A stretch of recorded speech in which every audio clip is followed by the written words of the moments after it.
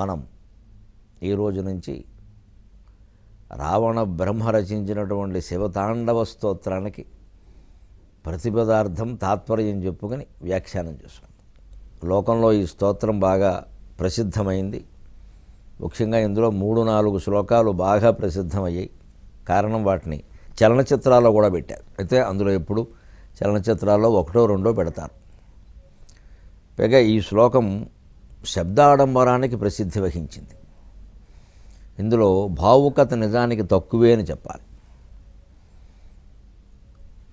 ఇతర స్తోత్రాలతో పోలిస్తే మనకి కనకధారాస్తవం, శ్యామలా దండకం, దేవి అశ్వధాటి కాళిదాసు రచించింది.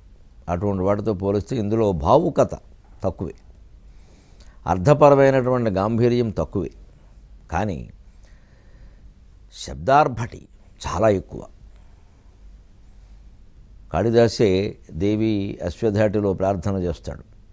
కోటీకులాదధిక ధాటీ ముదారముఖ వీటీరసేన తనుతామని. ఆడుగుర్రాలు ఎంత వేగంతో పరిగెడతాయో ఆ వేగాన్ని మించిపోయినటువంటి శక్తితో ఆశువుగా పద్యాలు చెప్పే శక్తి నాకు ఇయ్యవమ్మా అన్నాడు.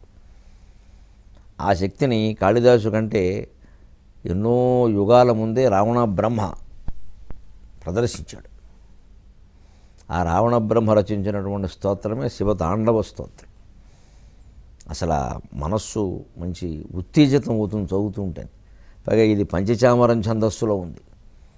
జరల్ జరల్ జగం బగోడి పంచచామరం బగున్ అని వరుసగా జగణం, రగణం, మళ్ళీ జగణం, మళ్ళీ రగణం, మళ్ళీ జగణం గురువు.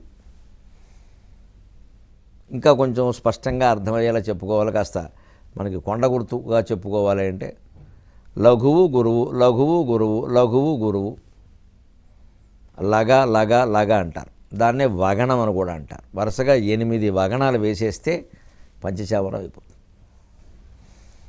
జర జర జగ లేదా లగ లగ అంటూ 8. లగెత్తడం అంటే పరిగెత్తడం అనే అర్థం కూడా ఉంది. పరిగెత్తినట్టే ఉంటుంది ఈ ఛందస్సు. దాన్నే లగని లఘువు గురువుని వగణం అని కూడా అంటారు. ఉత్పలమాల్లో వస్తుంది భరణ భభరవ అంటారు. ఆ చివరి వగణం అంటే లఘువు గురువే. మొదట హ్రస్వాక్షరం, తర్వాత దీర్ఘాక్షరం, మళ్ళీ హ్రస్వాక్షరం, మళ్ళీ దీర్ఘాక్షరం, మళ్ళీ హ్రస్వాక్షరం, మళ్ళీ దీర్ఘాక్షరం. ఏదో కంప్యూటర్ భాషలో 0 1 0 1 0 1 0 1 అని వేసుకుపోయినట్టే వేసుకెళ్ళాం అనమాట.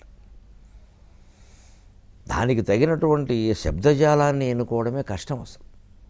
ఇది ఒక రకమైన చిత్రకవిత్వాల్లోకి వస్తుంది. ఇదంతా చిత్రకవిత్వం, బంధకవిత్వం లాంటివన్నీ ఉన్నాయి మనకి. ఆ చిత్రకవిత్వాల్లోకి వస్తుంది. ఇటువంటివి వినేటప్పుడు మనం ఆ భక్తిభావం, మనస్సు పొందే భక్తిభావాన్ని చూడాలి, ఆ ఉత్తేజాన్ని చూడాలి. ఆ రకంగానే చూస్తూ అర్ధగాంభీర్యం తక్కువ అన్నాం కానీ లోటు ఏమీ లేదు. రావణ బ్రహ్మ ప్రధానంగా పండితుడు. ఈవేళ వేదంలో ఘనపాఠులు అందరూ ఉన్నారు అంటే రావణ బ్రహ్మ యొక్క చలవ.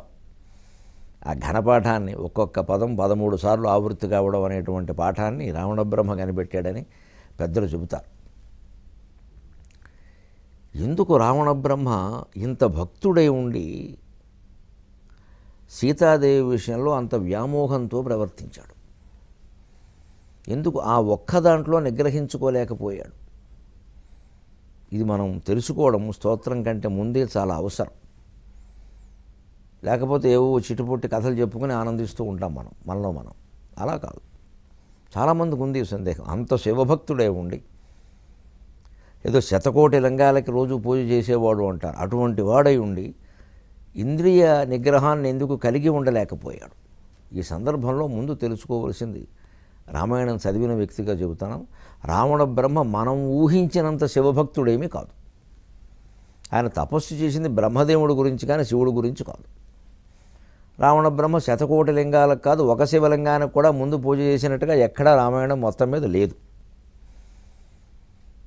ఇది కొంతమందికి ఇబ్బంది కలిగించచ్చు, కానీ వాస్తవమే. ఊరికే కళ్ళబొల్లి కథలు అల్లుకుంటూ ప్రచారం చేసుకుంటూ వెళ్ళిపోకూడదు.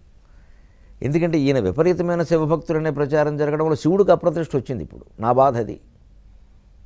ఇంకా ఆయన భక్తుడు ఆయన కాపాడుకోలేకపోయాడు, ఆయన భక్తుల్లో మంచి గుణాలు వచ్చేలా ఆయన చేయలేకపోయాడు అని ఆక్షేపించడానికి అవకాశం వచ్చింది. అంత గొప్ప భక్తుడేం కాదు శివుడు విషయంలో. ఈ మొత్తం ఈ దండకం, ఈ స్తోత్రం మీరు విన్నా కానీ భక్తి కంటే ఎక్కువ పాండిత్య ప్రకర్ష కనిపిస్తుంది. పాండిత్య ప్రకర్ష భక్తిలోకి రాదు.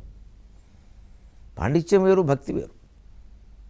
రావణ బ్రహ్మది భక్తి, రావణ బ్రహ్మది పాండిత్యం, కన్నప్పది భక్తి, శంకరాచార్య స్వామిది పాండిత్యము భక్తి కూడా. కాళిదాసు పద్య స్తోత్రాలని మనం పాండిత్యం అనకంటే కవిత్వం అనాలి. పాండిత్యం వేరు, కవిత్వం వేరు. అది కవిత్వం, భక్తి. శంకరాచార్య స్వామిది పాండిత్యం, కవిత్వం, భక్తి, తత్వజ్ఞానం, ఇక అంతే. ఆయన మహానుభావుడు, ఇంకా అద్వితీయుడు. రావణ బ్రహ్మ కేవలం పండితుడు. అంత భక్తి ఉంది. భక్తి అంటే మరీ విపరీతమేమో అనుకోకల. ఇందులో పాండిత్య ప్రకర్షే కనపడుతుంది ఈ స్తోత్రంలో ఎక్కువ. కన్నప్ప లాంటి అమాయకులది భక్తి. వాళ్ళ మాటల్లో ఎక్కడా పాండిత్యం ఉండదు. వాళ్ళకి తెలిసిన భాషలోనే ఏవో 4 ముక్కలు చెప్తారు, కానీ అపూర్వమైన త్యాగం ఉంటుంది. రావణ బ్రహ్మ లాంటి వాడు ఎందుకు ఈ వ్యామోహానికి లోనయ్యాడు, అంత మూర్ఖంగా ప్రవర్తించాడు అంటే మనకి సమాధానం అండి వైకుంఠపాళి ఆటలో దొరుకుతుంది. శివరాత్రి మొన్ననే జరుపుకున్న సందర్భంగా మనం శివతాండవ స్తోత్రాన్ని చెప్పుకుంటున్నాం. ఇంకా మాఘమాసం ప్రభావం ఉంది కాబట్టి రెండోది ఇది పాల్గొన మాసం, పాల్గొన నక్షత్రం ఉత్తర ఫల్గుని లేదా పూర్వ ఫల్గుని పూర్ణిమ నాడు ఉంటుంది కాబట్టి దీన్ని పాల్గొన మాసం అని అంటారు. పాల్గొనుడు అంటే అర్జునుడు అని అర్థం ఉంది. అర్జునుని బాణాలు ఎలా వేగంగా పెడతాయో ఈ స్తోత్రంలో పదాలు కూడా అలాగే వేగంగా పెడతాయి. ఇంతకీ ఇంత భక్తుడైనటువంటి రావణ బ్రహ్మ, ఇంత శివభక్తి ఉంది ఉన్నవాడు ఈ స్తోత్రం దాన్ని బట్టి తెలుస్తోంది కదా. ఇది వేద పండితుడు పోని వేద విద్యా స్నాతక త్వం అంటాడు. ఇది మహాపరుషుడు కూడా రావణాసురుడికి బుద్ధి చెబుతూ, ప్రహస్తుడు చెబుతూ, వేద విద్య నేర్చుకున్నావయ్యా, అందులో స్నాతకోత్సవమైంది, నీకు పట్టా ఇచ్చారు, నువ్వు ఇలా ఉంటావు ఏమిటంట. చివరికి ఒక దశలో ఇంద్రజిత్తు చనిపోయిన తర్వాత సీత బతుకుండానికి వీల్లేదు, నా వంశం నాశనమైంది, రాముడి వంశం కూడా నాశనం కావలసింది, ఆయన ఏకపత్ని వ్రతుడని విన్నాను, మళ్ళీ పెళ్లి చేసుకుంటే ఈ సీతను చంపేస్తే ఇంకా ఆయన ఏం చేస్తాడో చూస్తానని చెప్పి కత్తి పుచ్చుకుని సీత దగ్గరికి వెళ్ళిపోతాడు. ఇప్పుడు చంపడానికి సీతాదేవి కూడా భయపడిపోతుంది, అయిపోయింది ఈ రోజుతో నా పని అని. ఆ దశలో వాడిని ఆపినవాడు మహాపారుష్యుడు అని ఒక మంత్రి స్థాయి రాక్షసుడు. ఏం చెప్పి ఆపుతాడంటే వేద విద్యా స్నాతకత్వం అంటాడు. వేదం చదువుకున్నావయ్యా, మహాపండితుడివి, స్త్రీ విద్య శ్రీహత్య చేస్తావా అంటాడు.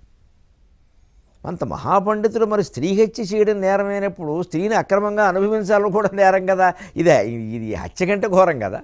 ఆ సీతాదేవి లాంటి మహాసధువులు ఆ కాలపు స్త్రీలందరూ ప్రాణం కంటే మానాన్ని గొప్పగా భావించారు కదా. రాణి పద్మావతి లాంటి వాళ్ళు ప్రాణత్యాగానికైనా సిద్ధపడ్డారు, కానీ మానభంగానికి వాళ్ళు సిద్ధపడలేదు, మానం కోల్పోవడానికి వాళ్ళు సిద్ధపడలేదు. పరాయి మొగాడు తమ ముట్టుకుందుకు వస్తున్నాడంటేనే తెగించి అగ్నిలో దూకేశారే. చిత్తోడు రాణి పద్మినీదేవి లాంటి వాళ్ళు అటువంటి జాతి కదా మనది. శీలానికి అంత ప్రాధాన్యించినటువంటి స్త్రీలు పురుషులు ఉన్నటువంటి జాతి కదా. అటువంటిప్పుడు సీతాదేవి మీద వ్యామోహపడడం ఎక్కువ తప్పు అవుతుంది చంపడం కంటే. అలా ఏమిటి అసలు, ఎందుకు ప్రవర్తిస్తారు ఇలా మనుషులు? అంత పెద్ద బ్రహ్మజ్ఞానం కలిగిన వాళ్ళు, అతనికి బ్రహ్మజ్ఞానం ఉందనే విషయం ఈ స్తోత్రంలో కూడా మనకి వ్యక్తం అవుతుంది. దానికి సమాధానం మనకి వైకుంఠపాళిలో దొరుకుతుంది. వైకుంఠపాళి ఆటలో 11 121 గళ్ళు ఉంటాయి. అంటే ఏకాదశి వ్రతం. ఏకాదశి వ్రతాన్ని ఉపవాసంతో, జాగరణంతో, భగవన్నామస్మరణతో నియమబద్ధంగా నెలకి 2 ఏకాదశులు చొప్పున, ఏడాదికి 24 ఏకాదశులు చొప్పున 11 ఏళ్ల పాటు వరుసగా ఎవరు చేయగలుగుతారో వారికి పరమపదం ప్రాప్తించడం ఖాయం.